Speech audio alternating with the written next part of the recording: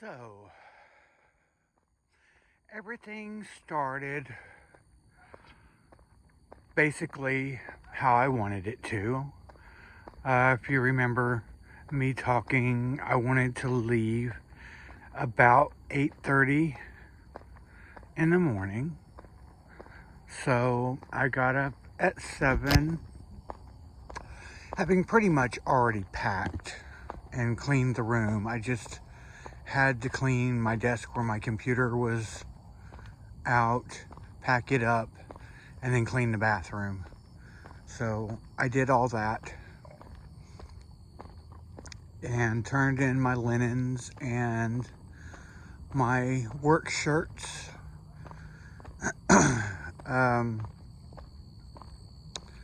And then I was on my way, pretty much on time, maybe even a little bit early. So I checked the water level in my radiator reservoir before I left because I had just had it worked on the day before and they patched it up. That cost me $100, which was a surprise. I thought it would be more. A nice surprise. So, and it had all the water that I had left in it the day before. So, it didn't leak at all. So, I felt I was good to go. But I filled up my 2 water jugs and put them behind my seat just in case. And went on my merry way. Well, the route that I had wanted to take took me from Denver east on I-70, and then cutting down through Oklahoma to Amarillo, and then basically the same way to the house as I came. So when I got to Denver, the route changed on me, and it was basically taking me the same way I came up through, going down 25 to Raton, New Mexico, and then cutting over. I didn't want to do that at first. So I changed the route to the one I was wanting, but I had to turn around to go back to I-70 because I had already passed it. Well, when I went on the overpass to go over the interstate to turn around, I blew a spark plug in my truck. That's happened to me twice before with that truck, so I knew exactly what it sounded like. Because, I'm not mechanically inclined. But I have obviously had experience with that particular malfunction. So I Googled the nearest auto repair place, and it was like 6 blocks away. So I went there. And honestly, I should have gone somewhere else. And by this time, it's like, I don't know, 10:15. So I talked to the guy that's there, and he says, well, the owner of the shop is coming in at 11, so he'll have to take a look at it, see what we can do, but I can get started on it. So he did. I mean, obviously we knew which spark plug it was because it was laying on top of the engine. So, I mean, it wasn't difficult to find. So he, got the spark plug and cleaned it up because the coil boot that goes over the spark plug had like basically melted onto the plug. So he scraped all that off. He said spark plug still looks good, so we were going to reuse it. No need to get a new spark plug if the one there was perfectly fine. So basically the guy got there, and it was the owner of the shop, and the shop's been around for like 56 years. So the guy was probably in his mid-70s. A nice guy, but I had my doubts. And of course, if Sanford and Sons had been an auto repair shop, for those of you who know what Sanford and Sons was, it would be this place. I mean, they were guys, older people, some of them on scooters, the little rascal type things, motorized wheelchairs. There's a couple of those and a couple of other old guys, and they're all sitting around drinking beer and smoking joints because, you know, it's Colorado. It's illegal. So, and I honestly didn't know what to make of the place, you know. And of course, they didn't have a working bathroom. You had to go around the back of the shop and go if you had to pee. So, and they didn't have a working soda machine. Soda machine looked like it was from the 1940s, actually, which, keep that date in mind. Let's see. So the owner gets there and he gets the thing that will rethread something, and, you know, screws it down to rethread the hole so he could put an insert around a thread insert around the spark plug to put in the new hole he just made with the new threads. He tried for literally hours to get that spark plug in there with the thread insert. I mean, hours. Finally, about 6:30, he gets the spark plug in there, and he's going to put the spark plug coil and the boot on there and mount it to the engine. And I'll be back in a little bit. Okay. Be careful. That's my daughter. He shears the head of the screw off, and then he can't get the screw out of the hole. So he says, well, I'll just have to try to tie it down with some baling wire. I said, hey, as long as it gets me to Texas, I'll be perfectly happy with whatever you do. Well, he couldn't find a way to get the baling wire around anything to attach it. So what he ended up doing was putting a piece of foam, guessing it was fire retardant foam. I don't know, it was hard foam. And basically wedged the spark plug coil under the fuel line, which was a hard metal little tubing or whatever. So he wedges it under there, and then I have to pay him. He says, you know, $250. I'm like, okay, because I've had this done twice before, and it's always been, you know, $270, $290. So this is cheaper, and it took him way longer than the other guys. So I go, okay, do you accept debit or credit card? And he goes, no. And then I happened to see his cash register, which looked like it was from the 1940s, maybe even the 1920s. So I say, okay, well, where's the nearest place with an ATM? He goes, oh, there's one on the corner at the liquor store. I'm like, okay. So I walk down there after I locked my truck up, because at that point, I was thinking they were keeping me there till they closed and it got dark and they were going to rob my ass. Take whatever I had and kill me or something. I don't know. I mean, they kept having people show up to hang out, and they'd park in front of my truck and behind my truck. I thought they were trying to block me in, honestly. You know, so I couldn't get in my truck and run away. Of course, it was taken apart, so I wouldn't have been able to start it or get far anyway. Anyway,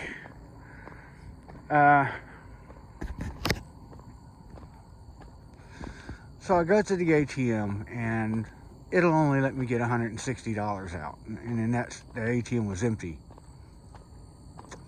So I asked the guy at the liquor store where the nearest ATM was. He says, oh, about 6 blocks that way. Oh, great. So I walked back to the auto repair shop because I didn't want to take too long, because I know these guys are wanting to go home, you know. It's 6:30 at night.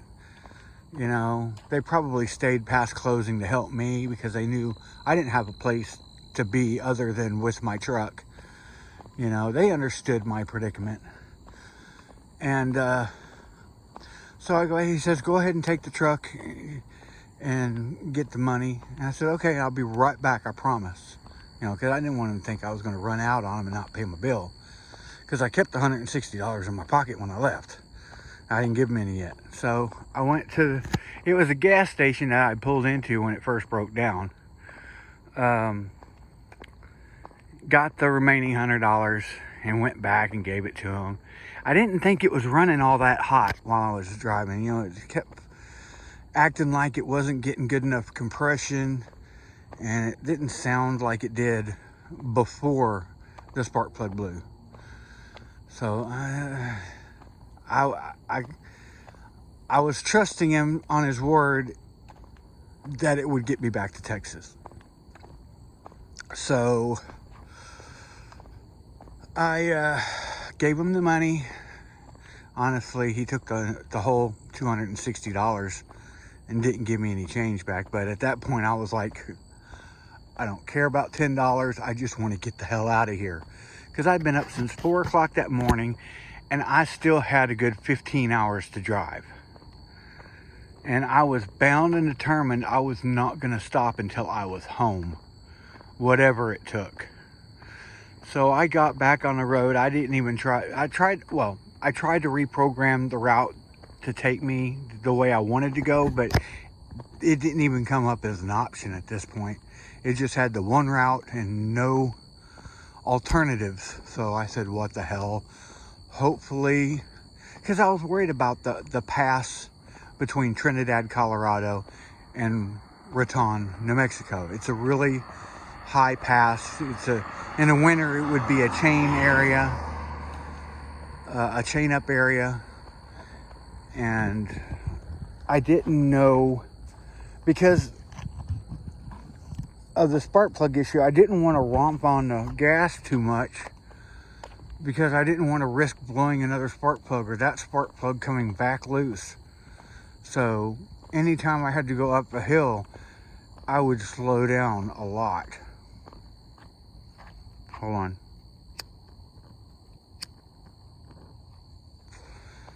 And so, just as a side note, the Amazon facility, remember that?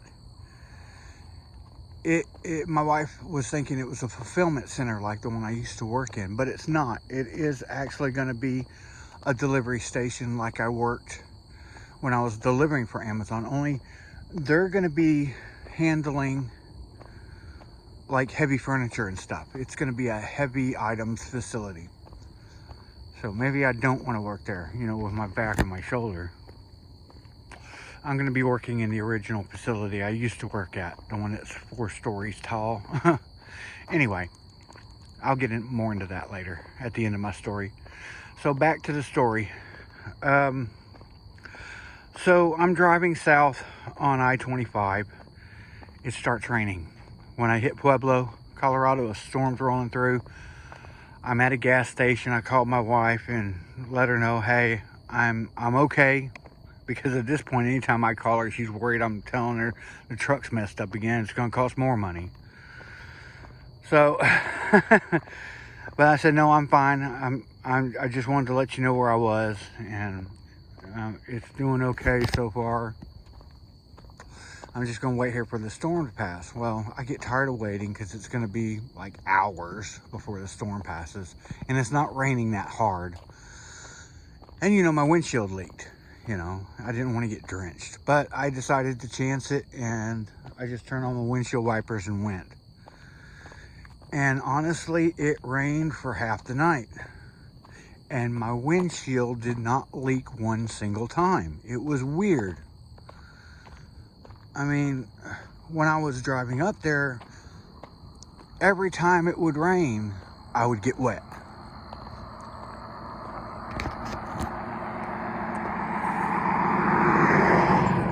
I don't know if it was because of the altitude or the temperatures or what, but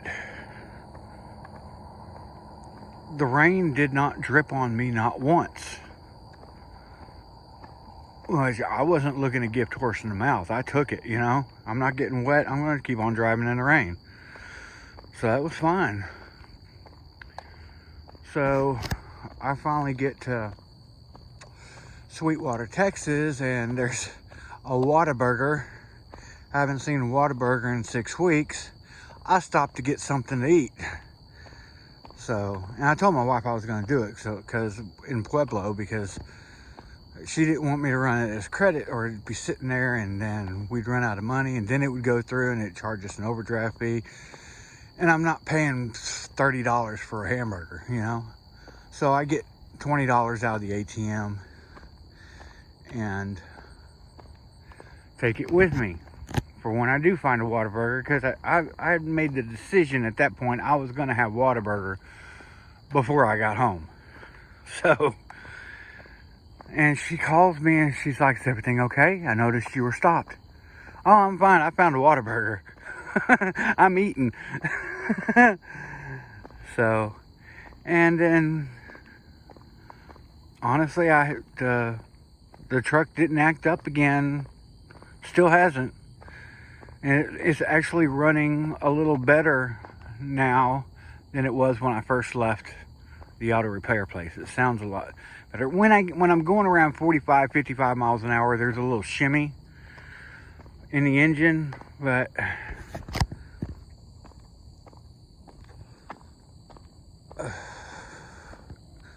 honestly, I don't know what else to do with that truck unless I just get a brand new engine, you know, and put it in there, brand new electronic system, a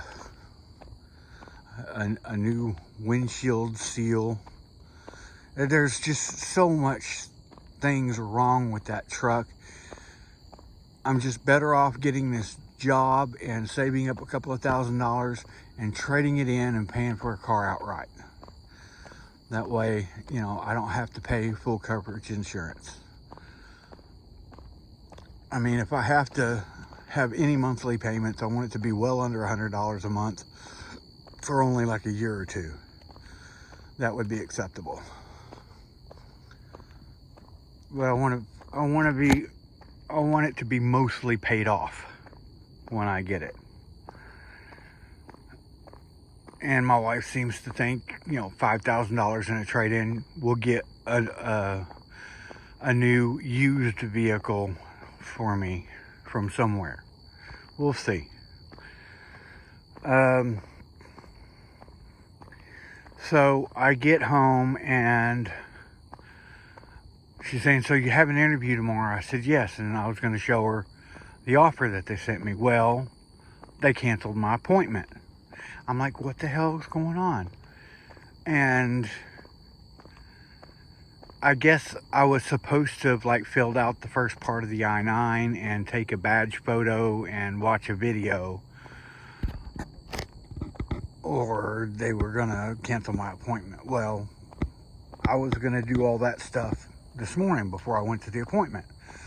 Apparently that was the wrong idea because they canceled my appointment. So I looked to try to reapply and there were no job listings available. I'm like, well, hell, I came home for nothing. I mean, well, not for nothing, but I came home and what my plan wasn't going to work. So I got up I went to bed about 4:30 yesterday afternoon. I didn't get up till 7:30 this morning. Apparently I was tired, and after spending 6 weeks in the lousy twin beds at the Y, I mean, don't get me wrong, it was a great experience, but the beds weren't that comfortable, in my opinion. I'm used to my king size bed that vibrates and gives you a back massage while you're laying in it, and it's a nice bed. And the head tilts up and the feet tilt up, and it's really nice. It's a Cadillac of beds, you know. Anyway, so I was digging my bed so much I was out for like 14 hours. Especially being up 36 hours straight probably helped that.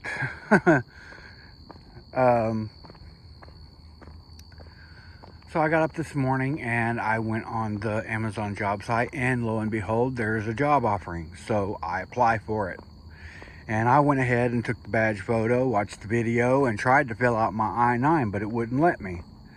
So I said, screw it. My in-person appointment was 10 o'clock, which was like in 2 hours. So I said, I'm just going to go to it, and I'll explain to them if they ask that I wasn't able to log into the I-9. And I'm sure they would have worked around it. But turns out, didn't need to. I went to my appointment. They got, they scanned in my photo ID, and apparently I didn't need to do the I-9 online because I've worked there before. And apparently, I guess I was still in the system because they told me, welcome back, which is fine. And I took my drug test, and I just have to wait until they get the results of my background check and my drug test, and then they'll send me a couple other links, and I'll have to do the new hire orientation. That's a big ass spider. Yeesh. Big old wolf spider. Huge. Anyway, I forgot about these spiders. I hate spiders. Anyway, and then once I finish doing all that, doing my orientation, watching some more videos and training, they'll send me an email with my first day date. I'll come in with my photo ID, and they'll give me my badge, and I'll go into my first day of training, the on-site training or whatever, which is probably putting me in a location, showing me how everything works. But I know how everything works. I've worked there twice before. But some things may have changed. I know the last time I worked there, things had changed from the previous time I worked there. So, technology and industry is always improving. Hold on. Sorry. Between the span of me waking up 2 days ago and going to bed yesterday at 4:30, I smoked 2 packs of cigarettes. Stress. Oh. Anyway, so things are working out for the reasons I came home. Now the job assignment that I had originally applied for was $18.40 an hour for 3 days a week, which is 30 to 40 hours. Well, the job that I had to apply for today was $16.10 an hour, but for 4 days a week, which is 36 to 40 hours. So honestly, I'm making more money than the other position, so it kind of worked out in my favor. So it ended up being a good thing. And one thing I didn't count on is, my wife has that new dog, that husky, and I've always had kind of a love-hate relationship with that dog, because I really didn't want another dog after her other dog died, but it was going to make her happy, so I said, okay, I didn't make that big of a deal out of it, but he tore up everything. She was like, but he's a puppy. I'm like, yeah, he's a 90-pound puppy. No, he's not 90 pounds, but he will be when he's older. And he was already getting fairly large. He's going to be a big dog. Not Great Dane big, but German Shepherd big. Or maybe a little bit bigger. Kind of like a bit bigger than a husky, a Chow Chow.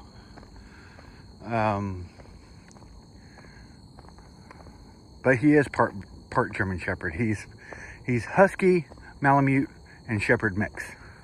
So he's not a purebred husky, but he's close enough. But anyway, I got home and the dog went berserk. I mean, like he actually missed me. I didn't expect that.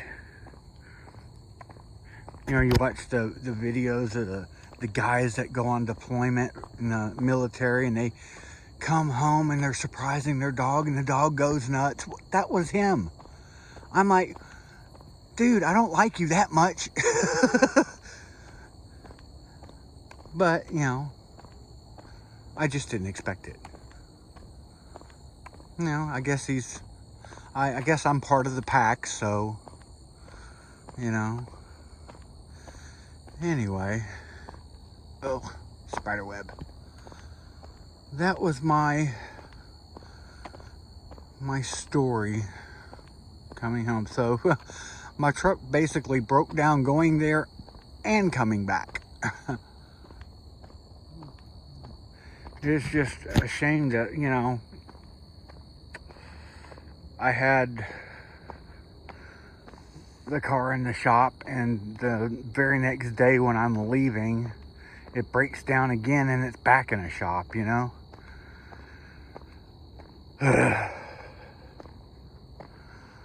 But honestly, we weren't going to make it financially with me working at Estes Park. I mean, as much as I loved the experience and loved working there and loved the people there and loved being in the mountains, you know, it wasn't going to pay the bills. And they were totally understanding at the Y about my predicament. So I'm fairly certain, even though I basically broke my contract, that if I ever wanted to go back, they would probably take me. Because I did do a really good job. I mean, all my team leaders were impressed with me. And honestly, I got to, you know, well, I'm just going to leave it at that. And everybody liked me. I mean, everywhere I'd go, I'd get, hey, Billy, you know, how's it going? And I couldn't remember hardly any of their names. But apparently everybody knew me. You know. And I really feel bad that I couldn't be there to meet the subscriber who's going to work there. I was really looking forward to that. So, you know who you are. I'm sorry I couldn't be there. But, you know, things happen. And you know, sometimes life takes you in other directions.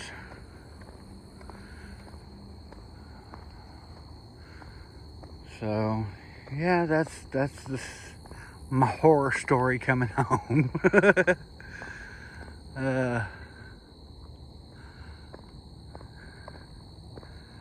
And it was weird. I pulled into the driveway and it had honestly felt like it had been weeks since I left the YMCA. I've never had that feeling before. Even though it had only been like, you know, 30 hours or 36 hours or whatever, it literally felt like weeks.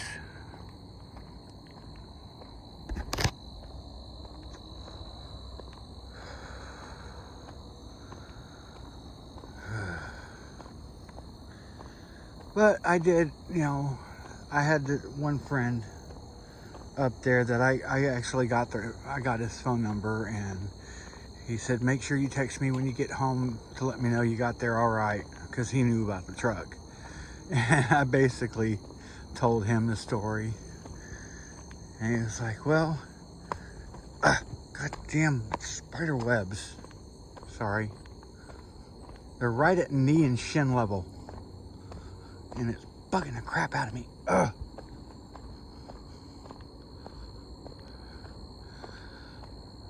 Anyway, so I let him know what went on the way home, but I got here safely, and he asked about my Amazon appointment, and I kind of told him about that, and he was all happy for me, and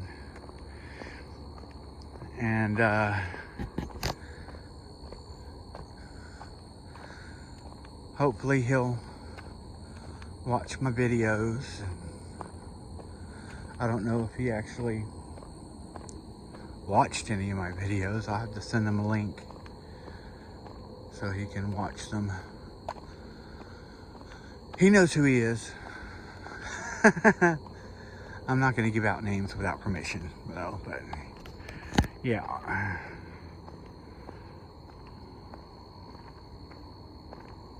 So this is the first walk and talk that I promised y'all when I got home. And I'll go ahead and put this in the Estes Park playlist. Just for continuity, because I put the video of me leaving in there. Well, this will be my return video, and then that will be it for the YMCA of the Rockies playlist.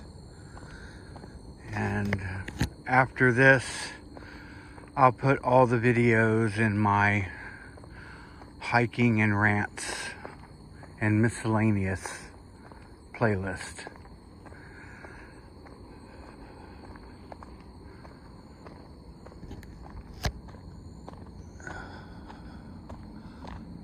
But since I'm only working basically 4 days a week, I have the 3 days a week off. I'm going to be working Sunday, Monday, Tuesday, and Wednesday.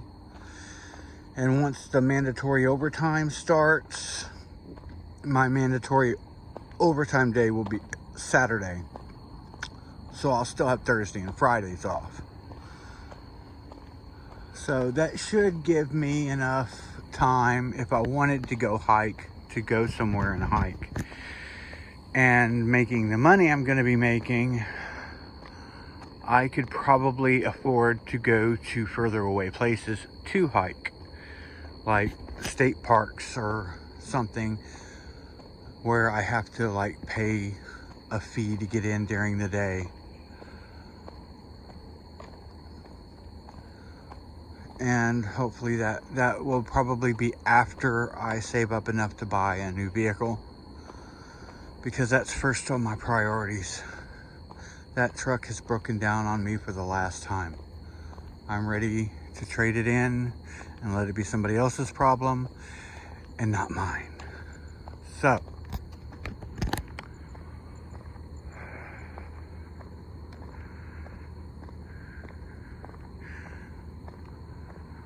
I'm almost to the halfway mark of my 3-mile hike. There's the interstate up there.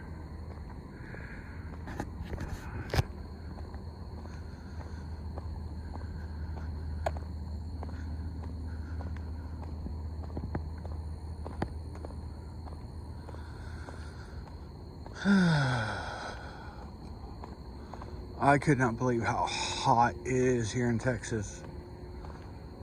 And humid. I did get my new glasses though. I was wearing them this morning, and every time I'd go outside they would fog up. And now that I'm back in Texas, my Texas accent wants to slip out a little more every day here. Gonna start sounding like Larry the Cable Guy. Get her done. Usually that doesn't slip out unless I'm drinking or really tired, or listening to country music, which I have not been doing. Thank you very much. Although coming back, once I hit Texas, had George Strait stuck in my head. I was tempted to throw on a playlist on my phone, but I didn't. I resisted the urge. It was when I hit Amarillo, because I was going to be in Amarillo by morning. Sorry. I won't subject y'all to any more country music, I promise.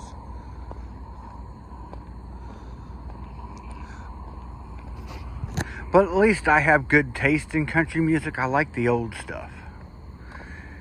You know, George Strait, Conway Twitty, Merle Haggard, Willie Nelson, you know, the good old boys.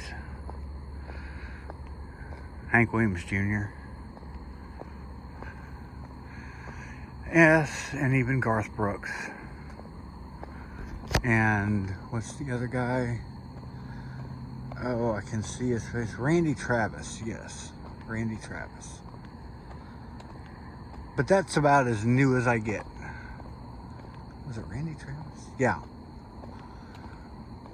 You know, I like Don Williams and Kenny Rogers. But I don't like actively listen to country music. It's just stuff I grew up on. And I don't like any of the new country. It's just not country. It's like redneck pop. I don't know.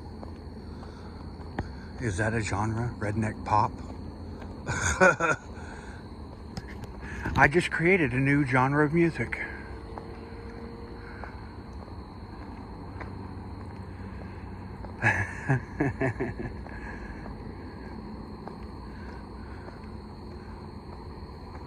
Can you just imagine a redneck Britney Spears? God, no.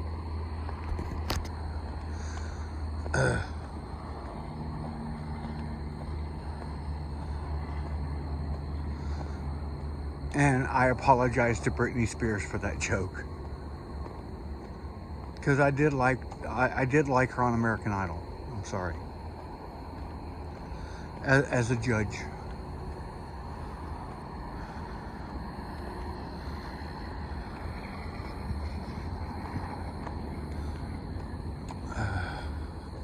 I think that was American Idol. It might have been one of the other singing competition or talent competition shows. I don't know. Might have been America's Got Talent. Who knows? Every once in a while I'll get on a rabbit hole binge on YouTube and start watching stuff. And American Idol and that kind of stuff is one of the things I used to binge on. Because some of them are just shocking. You don't believe the voice that's coming out of their mouth.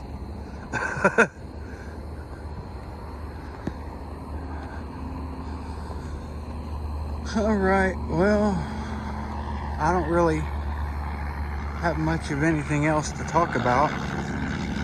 And I'm only halfway done with my walk.